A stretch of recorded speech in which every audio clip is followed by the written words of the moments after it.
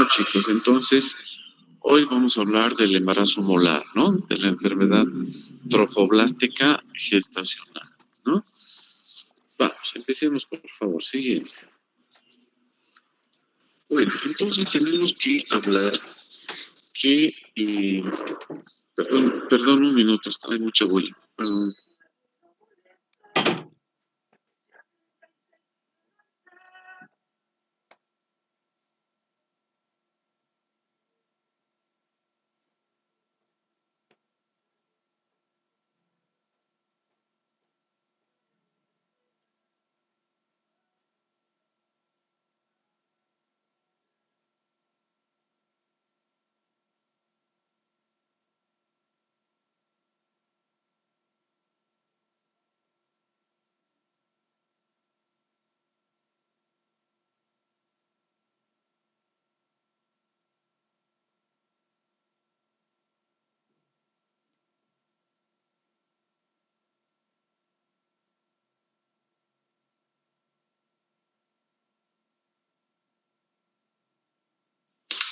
Bueno, entonces decíamos, ¿no? Que como definición, cuando hablamos del embarazo molar, definimos que es una degeneración hidrópica de las velocidades coreanas, ¿no? Entonces, ahí está, miren, ahí está la división, ¿no? La unión de cromosomas 23X, 23Y, pero va a existir una dispermia, ¿no? Entonces, en la cual va a haber una unión con 23XY y adicionalmente se va a unir un 23X. Por lo tanto, va a haber un genotipo en el cual se va a formar el 69XX y, ¿no? Entonces, esa es la alteracítica, podríamos decir, que pasa en estos casos, ¿no? Entonces, hay una desactivación de los cromosomas maternos, hay una duplicación del cromosoma paterno, entonces va a haber un solo cromosoma paterno en el cual va a haber por duplicación celular un 46XX y 46XX, ¿no? Entonces, esa es la alteración cromosómica que sucede. Siguiente. Entonces, fíjense, ese es el trofoblasto normal, ¿no? Que se va desarrollando, va multiplicándose las células. En el día 3 aparece lo que ya es la mórula, luego el blastocisto en el día 4, ¿no? El blastocisto cae al útero para implantarse y ahí, fíjense, el blastocisto ya va a aparecer una cavidad celómica, ¿no? Y mm, va a haber una hiperplasia, ¿no? Del sincicio trofoblasto y el citotrofoblasto con la formación del periodo lacunar, ¿no? Entonces, ahí está, en la parte inferior izquierda, el citotrofoblasto, ¿no? Y con el embrión, ¿no? Entonces, podemos decir que ese es lo normal, va a formar espacio interior con sus capilares. Siguiente.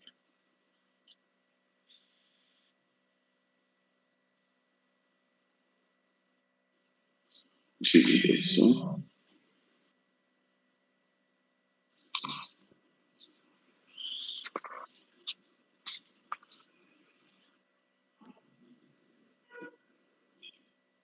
Bueno, entonces, ¿cuáles son los factores de riesgo? Generalmente se produce en los extremos de la vida, ¿no?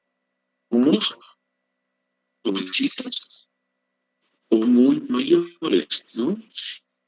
Generalmente cuando es un viejito y tiene la enfermedad trofoblática gestacional, hay una, como dice aquí, menos de 20 años o mayores de 40 años. También un estado socioeconómico bajo también puede producir lo que es la enfermedad trofoblástica gestacional, principalmente por deficiencia de betacarotenos. ¿No? Siguiente.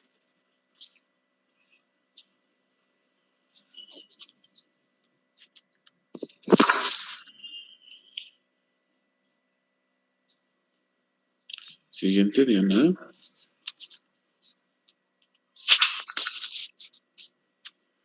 Ya lo comí, doctor. Ya, recién cambiando. Bueno, ahí está lo que les decía, ¿no? La dieta baja en proteínas, principalmente el ácido fólico, es una causa principal por la que damos a los pacientes ácido fólico antes del embarazo, mientras más edad, entonces por eso se les dice que consuman unos 3 a 6 meses antes del embarazo ácido fólico y lógicamente ya las alteraciones genéticas. También cuando hay embarazos previos con un embarazo molar, también existe una predisposición a que esta paciente tenga eh, un embarazo molar, ¿no? Sí.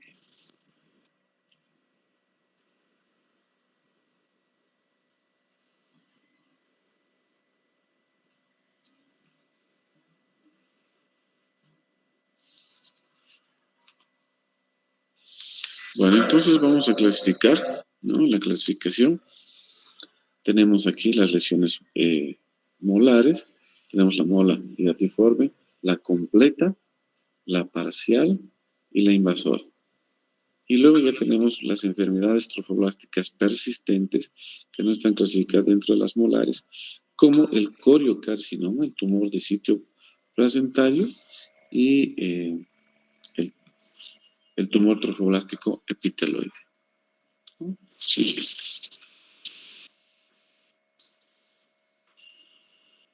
Bueno, entonces hablamos de la mola hidatiforme, que es la completa y la parcial, ¿no? Fíjense que en la parcial, pues va a haber, ¿no? Y va a haber una degeneración hidrópica de las velocidades coriales, ¿no? Y en la completa no hay nada de embrión, por eso es completa, y se ve llenito, ¿no?, de vesículas en lo que es relación a la alteración del trofoblasto, ¿no? Siguiente.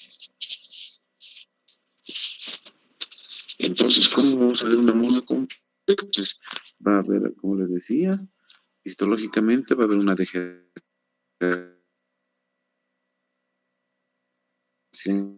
hidrópica,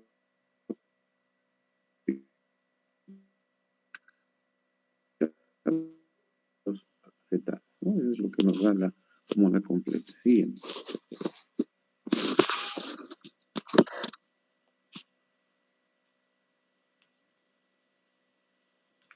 Entonces, la mola completa se forma cuando un óvulo vacío es fecundado por un espermatozoide haploide, el cual va a duplicar su material genético. Entonces, en los estudios citogenéticos, entonces va a haber un cariotipo 46XX y puede haber un cariotipo en mayor porcentaje, ¿no? 90%, o también un cariotipo 46XY en un 20%. Entonces, los cromosomas molares son de origen paterno, ¿no? Entonces, eh, eh, por alteración genética, ¿no?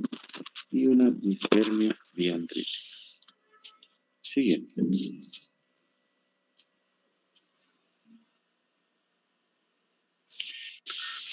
Ahora, en esta alteración de la mola completa, va a haber una alteración de todo el tejido trofoblástico, ¿no?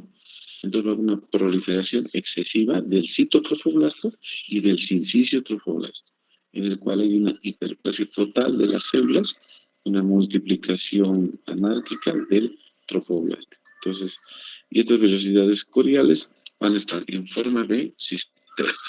Sí, habíamos dicho la principal característica que es que no tiene tejido embrionario, ¿no? Fetal. Va a haber un pleomorfismo nuclear aumentado de estas células, va a haber vasos sanguíneos en las vellosidades, están ausentes o colapsados, lo que sugiere ausencia de feto o de circulación fetal, ¿no? Escasos vasos sanguíneos. Siguiente.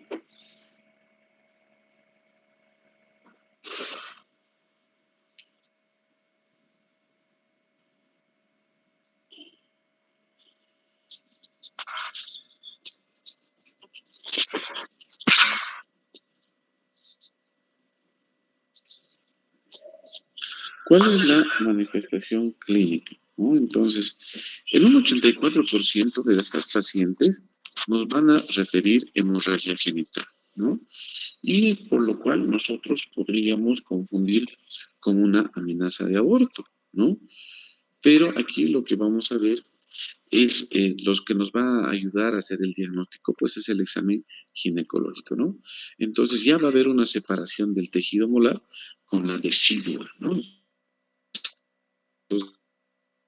Entonces ya está ahí, podemos decir, flotando.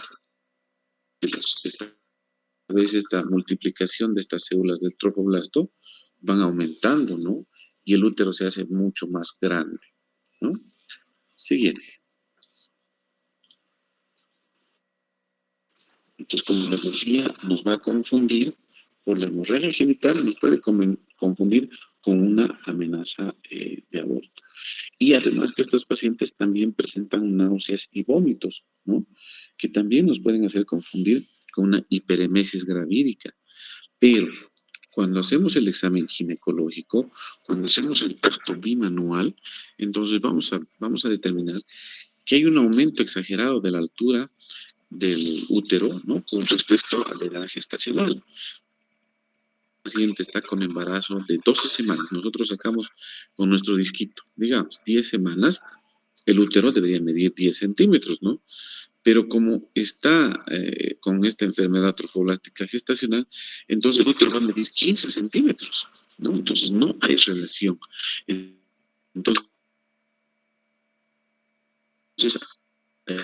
ahí podemos ya plantear el diagnóstico de hay un crecimiento trofoblástico excesivo. Entonces, siempre va a estar mucho más grande el útero en relación a su edad gestacional. Siguiente.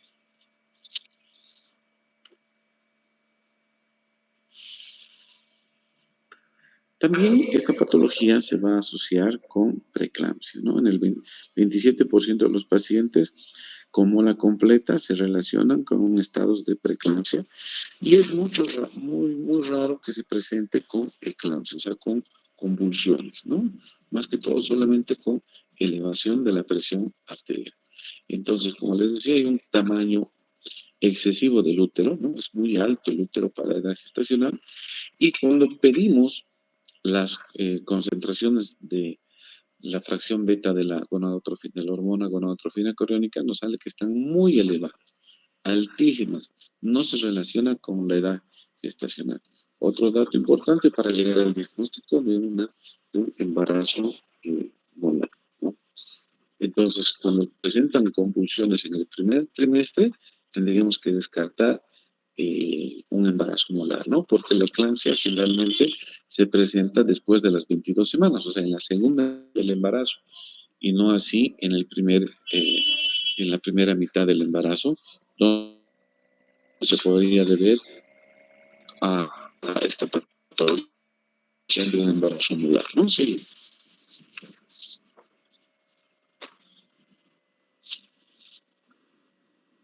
Bueno, entonces les decía que también se tiene que hacer un diagnóstico diferencial con una hiperemesis gravídica. ¿Por qué? Porque estas pacientes, al estar muy elevada la fracción beta de la hormona gonadotrofina coriónica, pues van a elevar también sus síntomas neurovegetativos, ¿no? Entonces la paciente va a sentir, eh, va, a, la paciente va a tener mayor náuseas y vómitos, lo cual nos puede llevar también una hiperemesis gravídica, ¿no? Un 25% de los pacientes, principalmente con mola completa. Entonces, por lo tanto, hay que tomar medidas antieméticas, ¿no?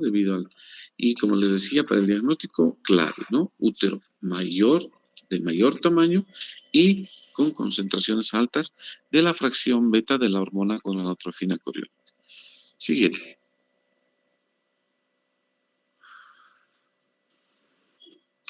Ahora nos vamos a otra patología que son dentro de estos embarazos molares, que son los quistes tecalotécnicos, ¿no? Que se presentan en un 50% principalmente cuando hay mola completa, ¿no? También hay una fracción beta elevada, hay lo que nos puede llevar a una hiperestimulación ovárica, ¿no? Y generalmente después de la evacuación, cuando hacemos el ameo, cuando sacamos todas las vesículas, pues va a regresionar entre 2 a 4 meses a lo normal, ¿no? Puede haber un dolor pélvico agudo que pueden torsionarse estos quistes, lo cual nos va a producir un dolor agudo, ¿no? Un abdomen agudo ginecológico. Siguiente. Dentro de lo que es la mola parcial, ¿no? Hoy hemos hablado de la mola. Lógicamente vamos a evidenciar edema velocitario focal, moderada proliferación del trofoblasto, ya no como en la completa, vellosidades con vasos y células sanguíneas, y además tejidos embriofetales, pero que va a tener malformaciones fetales, ¿no? Siguiente. En la anatomía patológica, ¿qué vamos a ver? Vamos a ver velocidades coriónicas de tamaño variable, con tumefacción y latiforme focal, cavitación e hiperplasia trofoblástica. Formación de festones vellosos, va a haber inclusiones trofoblásticas prominentes en el estroma, tejido embrionario o fetal identificables. En relación a la genética va a haber un cariotipo triploide, ¿no? De 69 cromosomas, porque en este ya recordemos que hay embrión, entonces ya hay 69 cromosomas. El juego extra de cromosomas que deriva ya del padre, ¿no? Como al principio les había indicado la alteración de la disfunción genética. ¿Sí?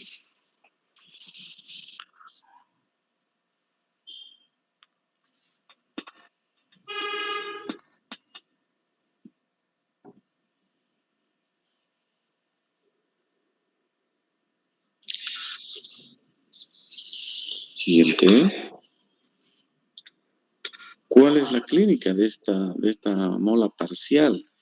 Entonces, los signos y síntomas, como les decía, nos pueden hacer confundir con un aborto incompleto, ¿no? El diagnóstico generalmente para llegar a esta mola parcial es histopatológico. Va a haber una hemorragia genital, un 72%. El tamaño de útero también está desproporcionado. No es tan grande como cuando es una mola completa, pero también va a estar muy aumentado el tamaño, ¿no? En un menor porcentaje se va a relacionar con una preeclampsia, también puede estar asociada a los quistes tecanoclínicos, también una hiperemesis, hipertiroidismo, la cual no, estas asociaciones son muy bajas, ¿no? Pero se puede relacionar. Siguiente.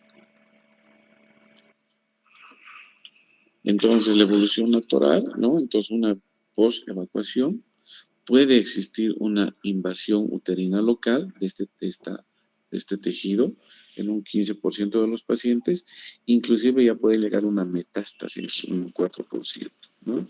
Entonces, catalogamos de alto riesgo cuando la hormona gonadotrofina coriónica está mayor a 100.000 unidades por ml, ¿no? Cuando el útero está demasiado grande, ¿no? Podríamos pensar que hasta se podría tratar de un embarazo gemelar, porque es muy grande el útero, ¿no?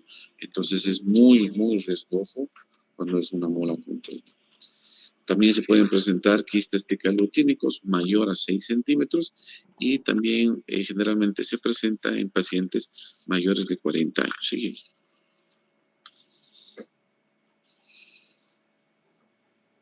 Puede existir un tumor persistente, ¿no? En un 4% en relación a la mola parcial.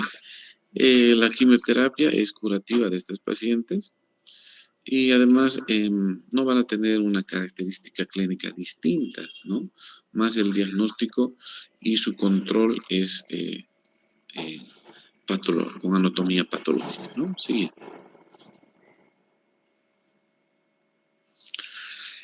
Entonces, para confirmar el diagnóstico, ¿no? Lo principal es la clínica, ¿no? Pero si nos vamos a apoyar con la ecografía, entonces fíjense cómo vamos a ver, ¿no? Es la imagen en panal de abejas. También decimos imagen en racimo de uvas, ¿no? Es un valor predictivo positivo del 94%. Entonces, fíjense esos redonditos al centro, ¿no? Bastantes. Entonces, y cuando hacemos el ameo, se ven estas vesículas, ¿no? Como racimos de uva. Siguiente.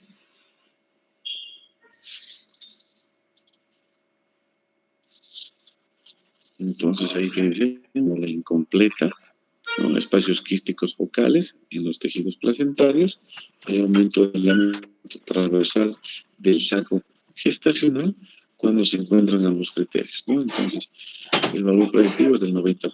Entonces, fíjense, ahí hay unas vesículas, ¿no? Unos espacios quísticos que están en el tejido placentario. Pero ahí está apareciendo el embrión también.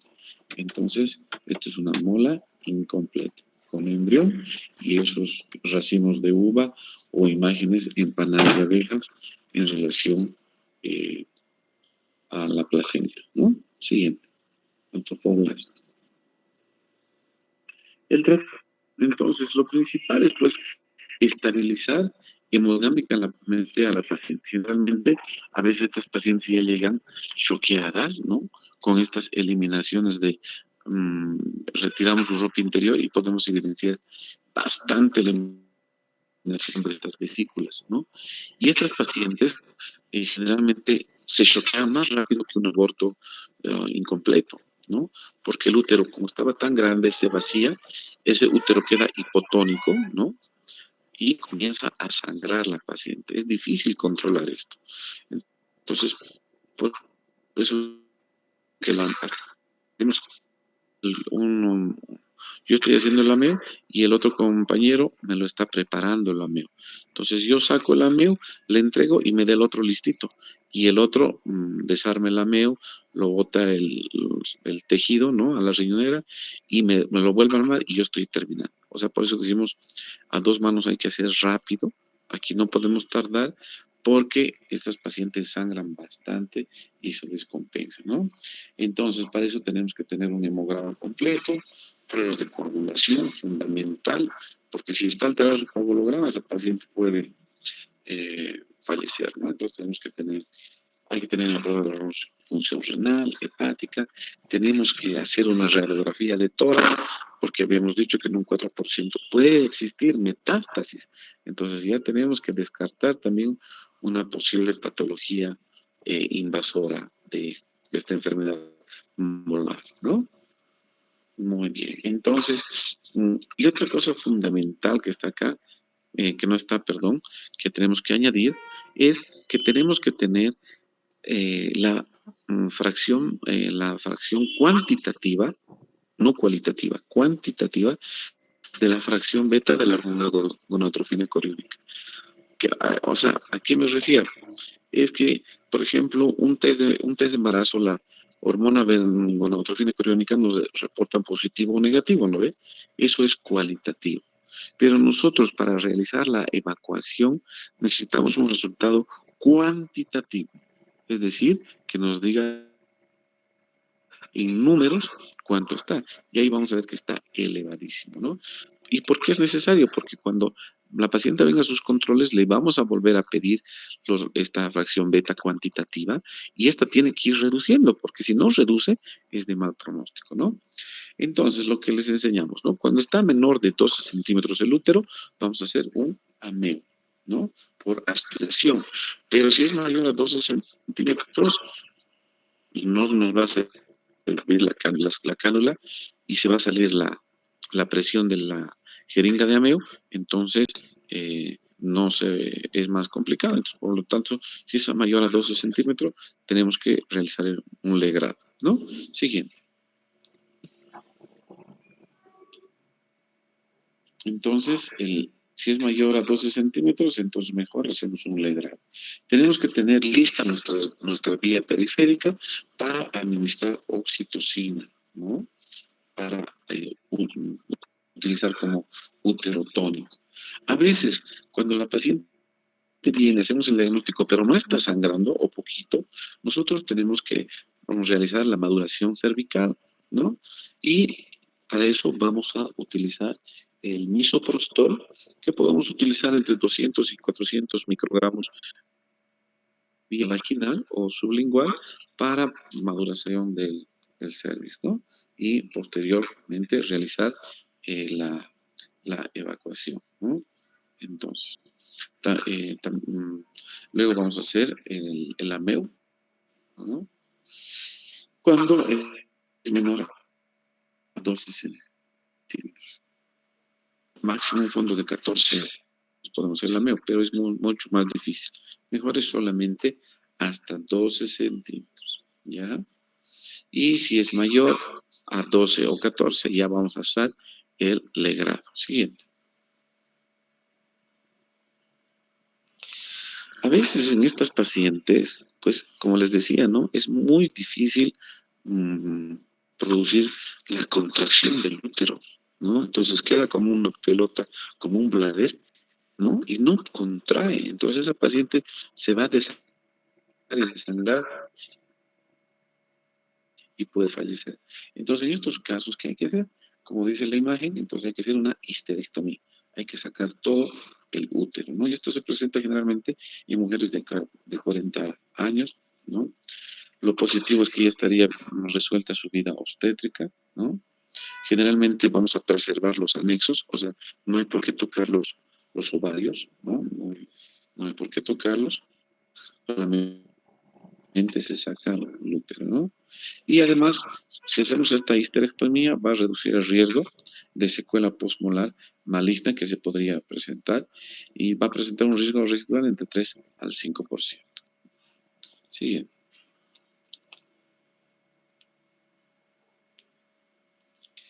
Bueno, fundamentalmente aquí tenemos que pues recomendar la anticoncepción, ¿no?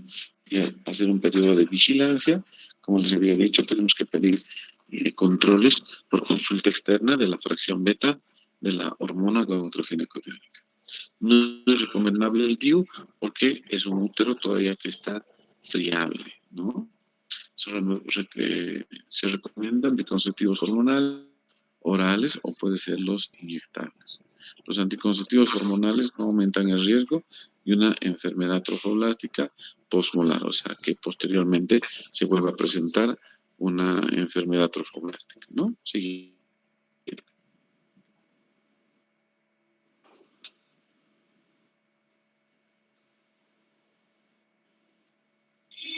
Ahora, si hablamos ya de una patología invasiva, ¿no? Que ya va a haber una invasión del miometrio, de sus vasos por las células del citotrofoblasto, o sin citotrofoblasto, entonces estamos hablando de una mola invasiva, ¿no? Va a haber una persistencia de las vellosidades placentarias que va a constituir el 15% de los tumores trofoblásticos, esta mola invasiva, ¿no? Esta mola invasiva generalmente invade el útero, pero generalmente no va a producir metástasis, ¿no? Pero sí puede producir perforación uterina, hemorragias, infecciones, por lo cual también llega a la histerectomía para resolver este cuadro, ¿no? Siguiente.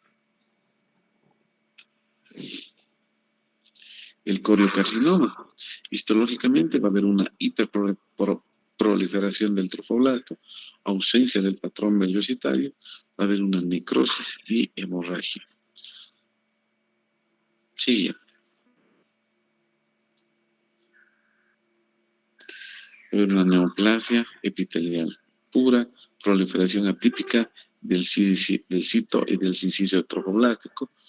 Va a haber una ausencia de las vellosidades coriales. Aquí ya existe lo que es una metástasis sistémica temprana. Por eso les decía que para descartar estos cuadros, generalmente también pedimos radiografía del tórax, ¿no? La quimioterapia está claramente indicada cuando es diagnosticada y lógicamente estos cuadros, ¿no? Siguiente. Entonces, las metástasis, fíjense, en un 80% va a ir a un pulmón, en un 30% va a ir a vejiga, un 20% va a ir a pelvis, luego a hígado y mucho más raro a cerebro, ¿no? Entonces, fíjense, 80% a pulmón, por eso, antes de la evacuación, también por norma ya una placa, una PA de tórax. Siguen.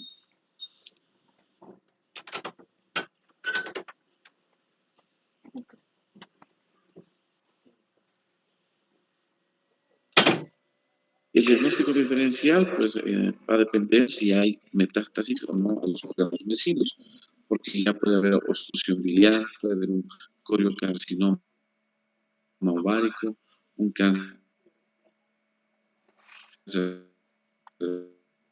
Entonces, pero depende el grado de metástasis que ya pueda existir, ¿no? Siguiente.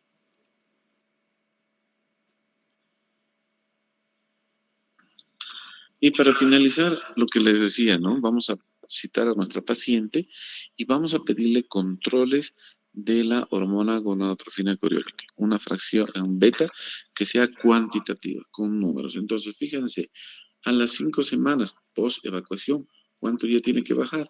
Estamos hablando más o menos de 100.000, ¿no? Unidades internacionales de la fracción beta, ¿no?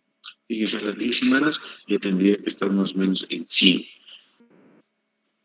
¿no? A las 15 semanas ya tendría que desaparecer o llegar a los niveles bajos de la fracción beta de la hormona gonadotrofina coriónica, ¿no? Pero si se mantiene altos, entonces muy sospechoso de que esta paciente pueda tener ya una mola invasora o tal vez un coriocarcinoma, ¿no? Sí, muy bien. Ese es el tema entonces de un embarazo de enfermedades trofoblásticas gestacionales. No sé si tienen alguna duda, pregunta, chicos.